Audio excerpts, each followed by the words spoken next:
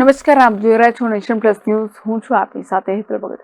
મોડાસા ધનસુરા ધોરીમાર્ગ પરના દલીલપુર પાટિયા પાસે માર્બલ ભરેલી ટ્રક પલટી જતા ચાલક સહિત અન્યને ઈજાગ્રસ્ત થતા સારવાર અર્થે ખસેડાયો છે. મોડાસા ધનસુરા ધોરીમાર્ગ પરના દલીલપુર પાટિયા પાસે આજરોજ સોમવારે બપોરે 1 વાગ્યાના અરસામાં માર્બલ ભરેલી ટ્રક પલટી જતા અકસ્માત સર્જાયો હતો.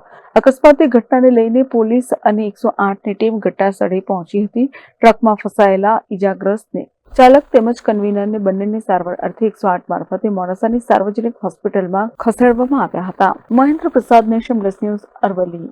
સમાચારોના સતત અપડેટ મેળવવા માટે અમારી નેશન પ્લસ ન્યૂઝની યુટ્યુબ ચેનલને સબસ્ક્રાઇબ કરો, બેલ આઇકન દબાવો અને જોડાયેલા રહો ફેસબુક, ઇન્સ્ટાગ્રામ અને ટ્વિટર પર.